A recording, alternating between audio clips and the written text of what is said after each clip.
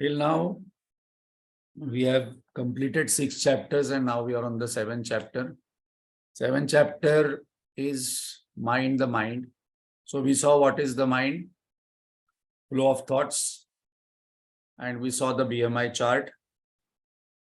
Most importantly, the sutra, what Guruji brings about in our awareness is that an intelligent person knows what is precious and what is less precious. The most precious thing in our life is 2 things. One is our peace of mind will lead to peace of self. Peace of mind is not peace of self. Our peace of self is rock-like. And more peace of mind when we get, we will start experiencing the Atma. Because this question I have got, very important question, that why and when I will experience the highest truth, when I will experience my real self. Why am I not experiencing the real self? Because my mind is unable to remain peaceful for a long time. They say that if suppose my mind stays peaceful for 24 hours, enlightenment will happen. 24 hours, it should remain at peace. And the second is discrimination ability must not be lost. What is to be done in this moment? What is more important? Because confusion at the intellectual level is the deepest kind of suffering. It is more deeper suffering than physical pain, emotional upside downs with emotions. When clarity is lost, it is the sign of tamas. This discrimination is our first qualification as Vivek.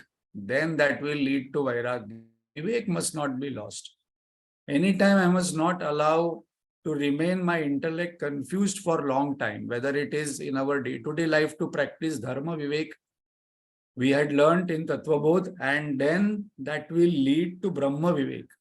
What is real, what is unreal. So these 2 are most precious and we must never lose them. How they are lost? By 2 things, anger and desire. That was the next sutra we saw. Whenever the anger is there, some deep resentment is there about someone, somebody, some situation, some object, and there is a deep desire which is unfulfilled. This will destroy my peace and discrimination. How? We have done the entire logic and we have seen that. So these are all very important pointers in our day-to-day living. So when we are doing Shravan now, as we are going to complete this, I hope this topic and this Jivan Sutrani book, we must do Manan again by reading it again, discussing with somebody, sharing this knowledge with somebody or asking questions. Because as Swami Swatmananji says, normally the Manan aspect we miss out. Somewhere we have to discuss what we learn, share or ask questions. There are 3 ways. Or at least keep thinking about it.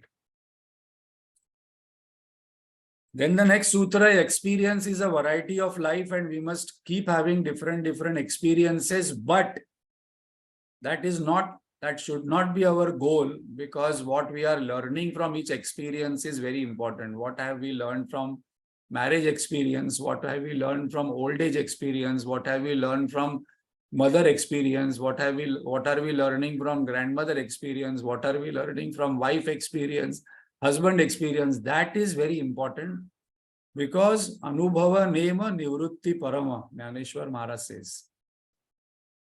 If I am not learning from my experience, this experience will keep repeating. And mostly the happy experiences will not repeat.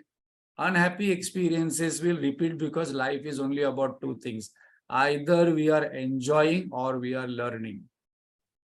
And when God sees that this person is a tough nut to crack, then I will put him in such situation, such family, such surrounding where his learning will happen. So God has a scheme and we must understand what is the scheme of life, what is happening.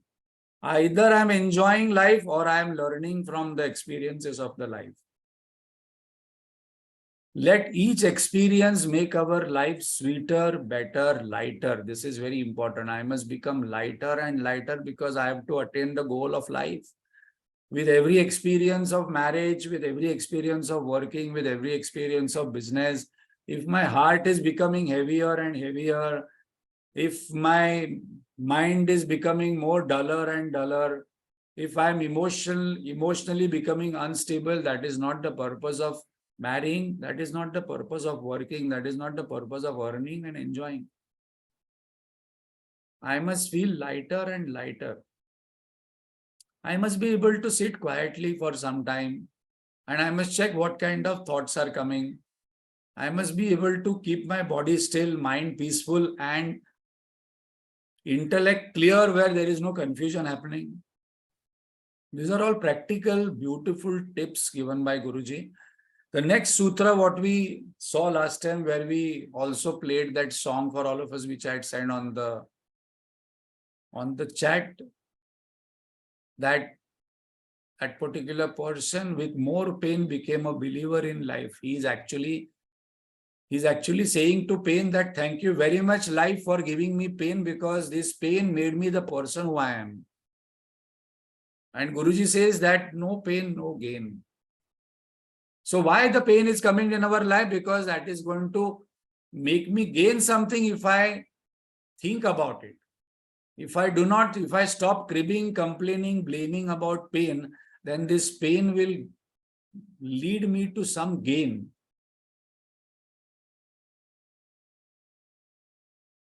When Archit was going abroad, I was feeling a little restless, only son for studies.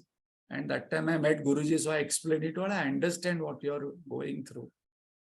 Then he said, he didn't sympathize, empathize, and he told, without sacrifice, there is no growth.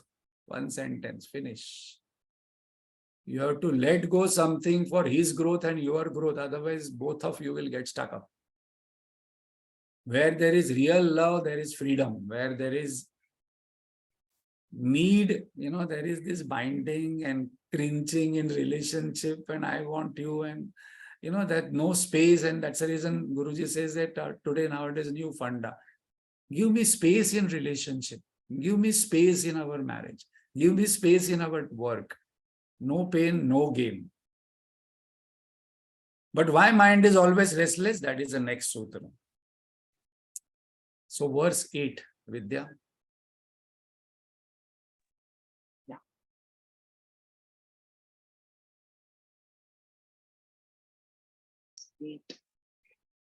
Praya. Yeah. Praya. Yeah, okay. Prayah sarvesham jivane yat kinchit apurnatvam drishyate.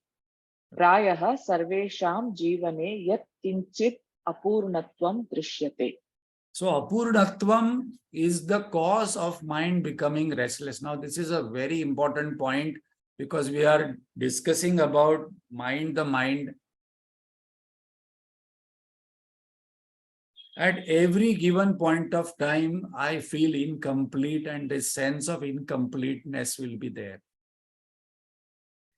That's the reason we can see a person who is having house, lot of money, marriage, this, that, but some sense of incompleteness I will have. And if I do not know this, I will again go for another object, another person, another situation, and I will feel that this will make my life fulfilled. This will make my life complete. And this cycle goes on for 84 lakhs lives. Somewhere that void of incompleteness is always there in this. Why is it there? Because first of all, we have to acknowledge and become extremely aware, close my eyes and see my life since my birth till now. And I will always realize one fact, that always I had this sense of incompleteness in my heart. Somewhere I feel I'm incomplete without this relationship, without money, without love, without this, without knowledge, without this, without God. Some kind of incompleteness will be there. This is called as unavoidable void. Because this is the nature of the mind, this is the nature of our intellect, this is the nature of our memory.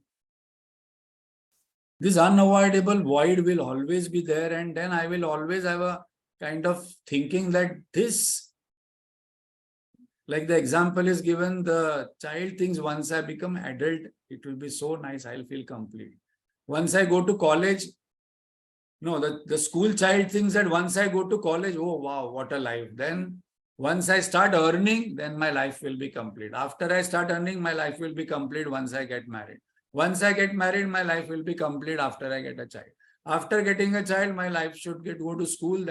Then once the child goes to school, before that also, when the child, you have to wash all those things. When the child becomes independent, I will have more time. When the child will go to college, little more time to parent. Yesterday itself, I was talking to somebody. Both children now are going to go to college. Next year, we will have so much of freedom. Then once they go to college, then their marriage, then their children, then something will be there where I will feel that once this is done, life will be complete. We had done this discussion some time back. I think some of you would be remembering. I always mention that this video I will send after this session is over. Missing tile syndrome.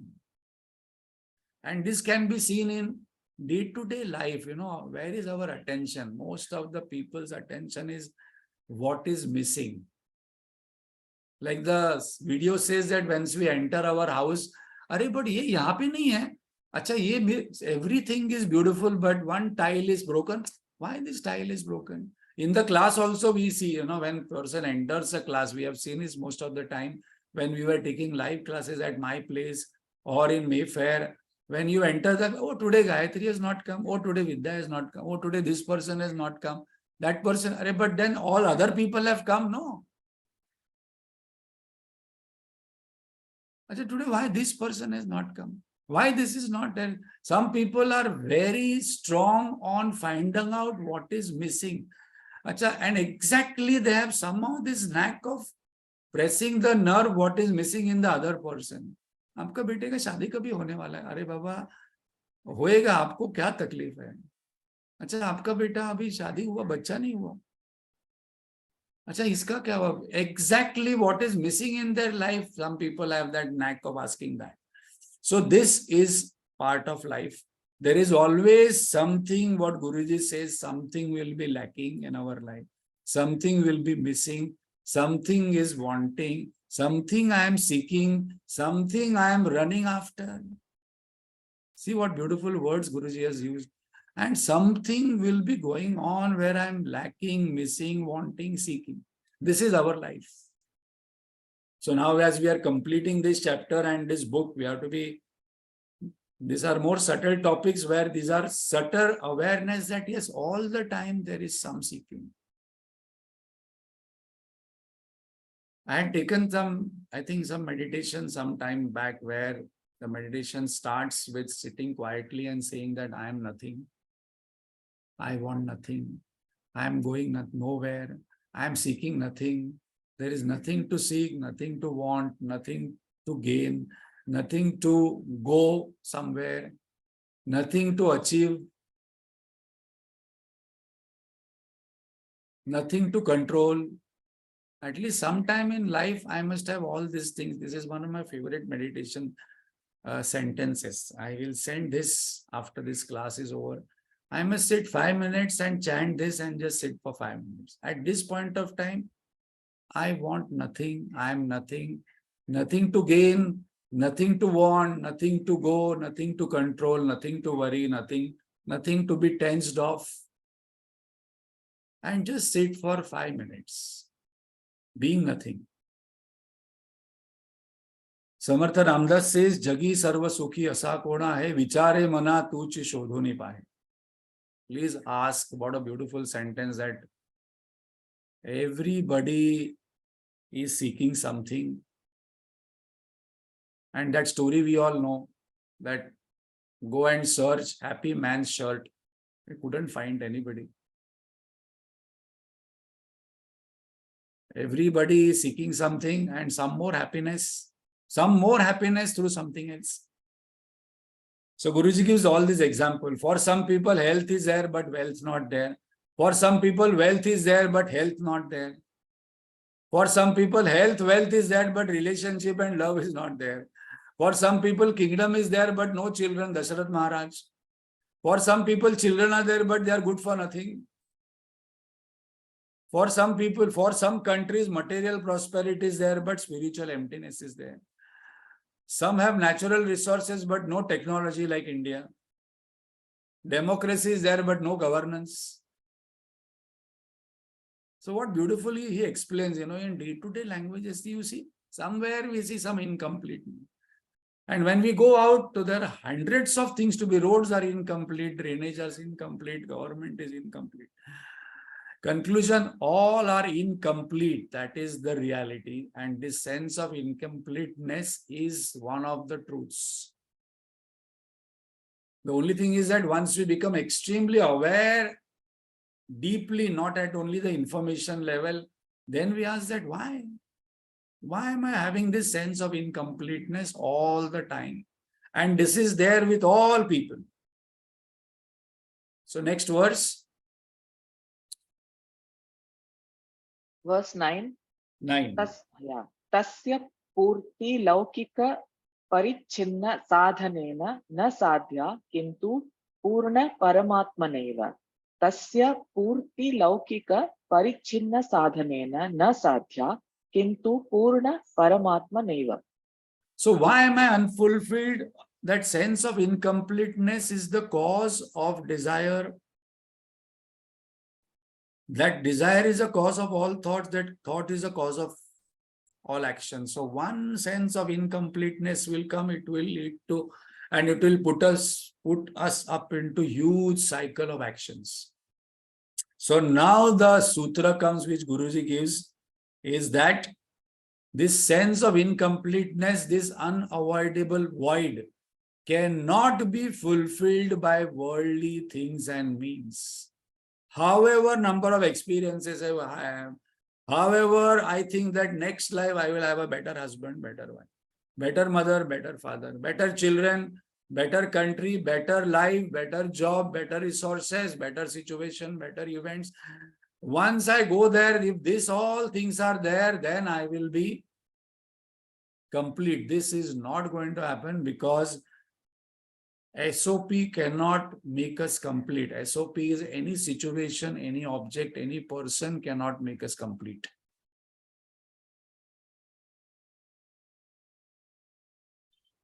Not possible to get completion with anything but except infinite Lord. So I must not seek the Lord to get something for the Lord which is finite. I must seek the Lord because finite cannot give a sense of completion to infinite. Myth, by adding, acquiring, possessing more things and having different experiences in my life will be fulfilled. Not possible. And that's the reason when you ask a person, are you happy? Yeah, yeah. Are you satisfied? Yeah, I'm very satisfied. Only for saying people say I'm happy and satisfied. If I actually tape the person whole day, what I'm talking, most of the time dissatisfaction comes. So what is a myth? By acquiring, possessing more things, more people, more situations, more experiences, there cannot be fulfillment in life. What is the reality? Jnaneshwar Maharaj says, Anubhava neva nivrutti parama. Worldly finite things and beings cannot make us feel complete. Because my nature is infinite, only infinite can make us complete. So, before we go to the next sutra, why the sense of incompletion is there? Because my nature is not finite. My nature is infinite. So, any finite thing cannot make me feel that total fulfillment like an enlightened person, like a Sitaprajna person. What is the first words of Sitaprajna Lakshan? We are going to take that in the next Gita class. But one of my favorite is that where it starts with two Lakshanas, desirelessness. because that desire is coming because of the sense of incompleteness. So, what is the myth? That what is the first realization? That I will always have this unavoidable void in me. That's the reason most people's attention is on other people's perfection, what is missing in life, what is wrong in life, fault finding, because that is a nature. Second, this cannot be fulfilled by anything available in the world because world is finite. Third, it can only be fulfilled. This void will go, this sense of incompletion will go only with something infinite. And there are only two things. Either I seek the Lord who is infinite, or I seek my real self, which is infinite. So by gaining anything, by knowing anything, by experiencing anything, by achieving anything, I will not experience the fulfillment. I may have temporary satisfaction for some time, but that may create longing for that more, and by the time the life has passed. So we'll go to the next verse, what Guruji gives as 10th verse. Verse 10. Yeah. Purna drishtim ashritya purnameva purnam eva jivanam jivet. Purna drishtim ashritya purnam eva jivanam jivet. So when I had gone to Sharadananji's session some time back, I was talking that he was talking about marriage. And then he started saying that our culture says that the goal of marriage is to attain Purnatva. Om Purnamada Purnamidam Purnat Purnamudachyate. That is the goal of marriage. That is the goal of life. That is the goal of working. So suppose I am working and earning money, that must lead me to Purnatva. Suppose I want to enter into Grihasthashram, this Grihasthashram must lead me to Purnatva in life. That is our goal. Because right now I feel that life is Apurna. When that becomes the goal of two people to accomplish Purnatva, then life changes. I don't complain. I don't have this sense of incompletion. I don't have this. I don't have this. I don't have this. You should behave this. This should happen, because entire life rotates on how I can move from Apurnatva to Purnatva. So Guruji is giving one beautiful sutra that we must have this vision of whole and live a whole life. Whole life means holistic life, where I feel I become Purna at the end of the 4 ashramas, what I go through. Brahmacharya, Grihastha, Vanaprastha, Sannyasa. Ultimately, the goal of all 4 ashramas is Purnatva. So, very important point, we have many roles and goals in life.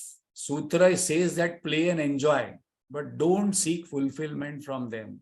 Just play, enjoy, let it go, because that is goal in life. Marriage is a goal in life.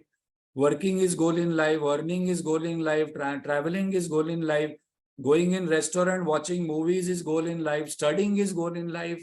All these Shastra studies is goals in life, but goal of life is Purnatva. Fulfillment in life only will happen when we attain the goal of life, and that is the vision of whole. This is such a beautiful sutra that should be taught to all people before they take up a job and before they get married. That what is the purpose of marriage and working?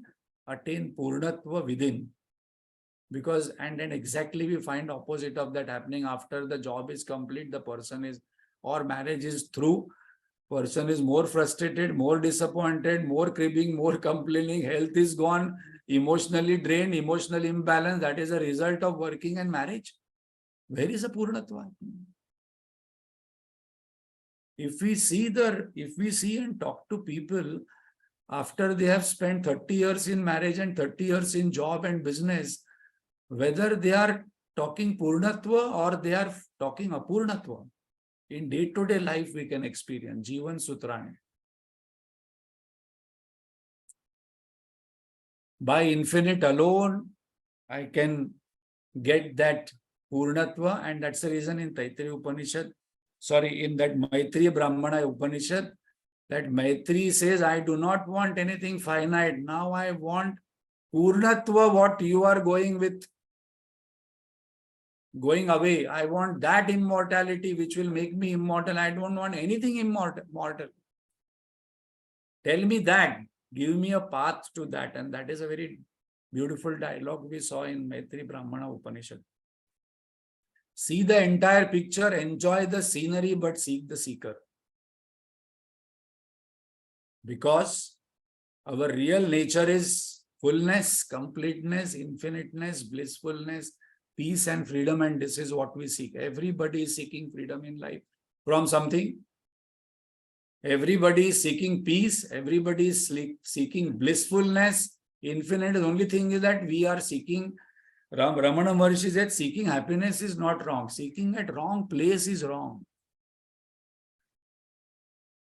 If there is sugar in the bottle, everybody must get sugar in the bottle. If there is no sugar in the bottle, how can one seek in the bottle and get the sugar and get the sweetness? So I am seeking happiness in relationship. I am seeking happiness in an object. I am seeking happiness in situation. I am seeking happiness in an experience. I am seeking happiness in achievement. Some more power, some more fame, some more appreciation. It is not going to happen because all these things I can seek. I can enjoy, but let it go because I must not seek what is not there. Intelligence and discrimination and vivek is this, what we talk in Tattva Bodh in our Vedanta, that a viveki person exactly knows where it is located where. Ms. Gurudev gives so many examples on this. He says, if you go to a tailor, you don't ask him to shave and cut your hair. If you go to a barber, you don't expect him to, stitch your clothes. If you go to a lawyer, you know exactly what to seek. You don't ask him to check your body. So this all intelligence we have, and we say, what kind of stupid examples are you giving? But this is exactly what we do, this stupidity, that seeking something in a place where it is not there, and that is called as delusion. Guruji defines delusion is that, not that it is not there, but seeking something where it is not there. Om Purnat Purnam Udachyate. This is what we must seek, Purnatva. And that is our human birthright. No other creature on this planet has given this birthright to seek Purnatva. That is called a Jivan Mukti. And that's the reason all the time I want to expand. All the time I want to become peaceful. All the time what I'm seeking from day one since born is freedom. Somewhere I'm seeking freedom, peace, and expansion and infinite bliss. So anything finite cannot make me happy. Next verse. So that is completion of our topic. Now Guruji says there is no end to aphorism. How many sutras we'll keep talking about? So next sutra is 11th sutra. Verse 11. Yasmad aparaha agadhaha hi vidyasagaraha. Yasmad aparaha agadhaha hi vidyasagaraha. So we have already seen so many sutras. There is no end to aphorisms because this life of experiences and learning is endless. It is deep and ended because there is no end to experiences. There is no end to learning. If you talk to somebody, I went to Taj Mahal, the person will say, I went to Niagara. If I went to Niagara, no, I went to Los Angeles. All the time you are talking about some story and some experiences and some learning. There is no end to anything because this is endless and deep. So somewhere we have to complete this set of aphorisms. So verse number 12.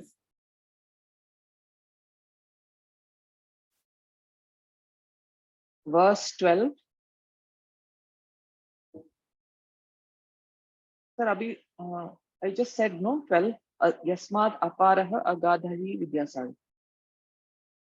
So 11th 13. is, sorry, 11th I think we didn't say, na anta asti jivan sutranam. Okay. There is no end on aphorisms on life because endless, deep indeed is the ocean of life and experiences.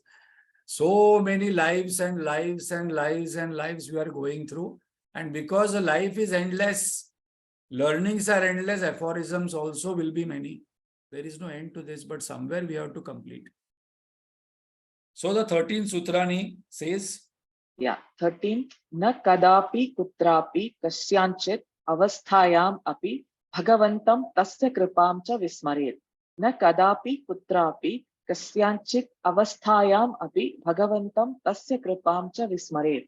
So we have seen 7 chapter and maybe 63, 64 sutras, but Guruji is completing this Jivan Sutrani book and saying that whatever sutras you have learnt, it is okay if you forget, but just don't forget one sutra.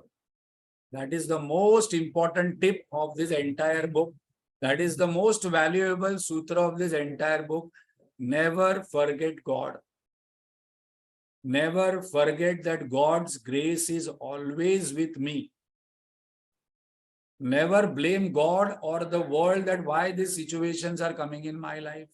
Why this is happening in my life. We must be thankful to God that God, you have given me so many experiences where I become a better and sweeter person. This indeed is the best aphorism according to Guruji. There is no way to happiness. Happiness is the way. Never forget God, self, and goal of life. 3 things. I must never forget God and thank God all the time. I must never forget that what is my real self, infinite peace, freedom, bliss. And I must never forget that my goal of life, purpose of life, where I've taken human birth, is to realize this fact. So there should not be confusion in anybody's mind, those who are listening today, that this is the purpose of our life. God is the source, substratum, cause of our existence, happiness. God is everywhere, here and now. Sunlight is always there. We must make available to receive His grace. So Prahlad remembered the God all the time, called His name in all adversaries, and God saved him. One person, God came. Yada yadai dharmasya glanir bhavati bharata. Not that entire humanity prays and God come. God can come only for one person. One avatar He took only for one person. That's the reason this example is very important. He was saved and blessed completely. So we complete today by 15th verse. Yeah, can we chant? 14th hai Sarvottamam hi idam sutram. This is the best sutra. And 15th is Anena Sarvatmako Bhagavan Sadguruscha Priyetam Tad Anugrihena Sarvecha Sukhino Bhavantu. So now we are, complete. Anena Sarvatmako Bhagavan Sadguruscha Priyetam Tad Anugrihena Sarvecha Sukhino Bhavantu. Very nice. So this, as this was not chanting and prose, Vidya has done good job. Not very easy because I used to send her just 1 minute before the class starts. There's no time to prepare for her also. So we are completing this chapter and this Jivan Sutrani book by praying that may the Lord, may the Self in all beings and my Guru be pleased with this work. And may His grace be on all of us. God, Guru, Self are different forms of same truth. Ramana Maharshi says that Self is the real Guru. Don't seek the outside Guru, because outside Guru is your own self. When Guruji completes this with a beautiful example, some worship God with flowers, some worship God with words, some worship God with some service, and some with studies. And that must be our attitude, that when I'm studying something, it is worship to God. No, I'm just casually studying. Some people only will puja, they are very concentrated. When I'm studying, I'm हजार things I'm doing, because study is not worship for me. Seva is done with some burden or some kind of thing.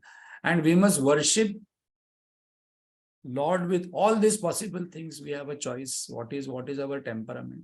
So from today, when we are studying, we must think that it is worship. So we have worshipped Lord with all these words, what we discussed, what we heard.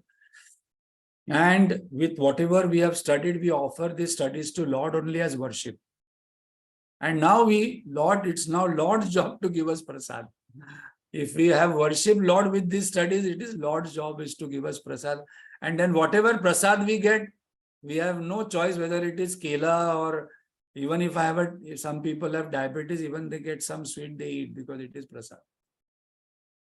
The journey got completed with God's grace, Guru, and definitely all of you who have been regularly coming, I can see most of you have been regularly attending this, and thank you to Vidya and Bobby who has been summarizing all this thing and sending it regularly. And now they will have one more job to compile it, maybe edit it, delete some kind of grammatical mistakes, and then one entire file will be available like they had made of Taittiriya Upanishad, which was a big job, and Hanuman Chalisa. But according to me, this Jivan Sutrani I took because after Taittiriya Upanishad, I wanted to take something which is very transactional. Post this text, my plan is to take Kenopanishad after Swami's Advaitananji completes it, because that is what is the process I have been following. Whatever text he has taken here in Chembur, after that we study in detail because he takes it for 6 days or 5 days. So definitely he cannot teach us in detail. And that is what Gurudev told, that once the text is completed, you take a study class and learn through that particular thing. And post that also some thoughts have come to my mind that we will now focus on little higher texts. Adhyasa Bhashya is one very, very interesting portion we will take up. Very, very interesting by Adi Shankaracharya, Mandukya Upanishad. These are all, we will see how it goes about. So thank you very much for being here. Actually, I have got summaries of each. Maybe we can have one class where we summarize all. But here we complete.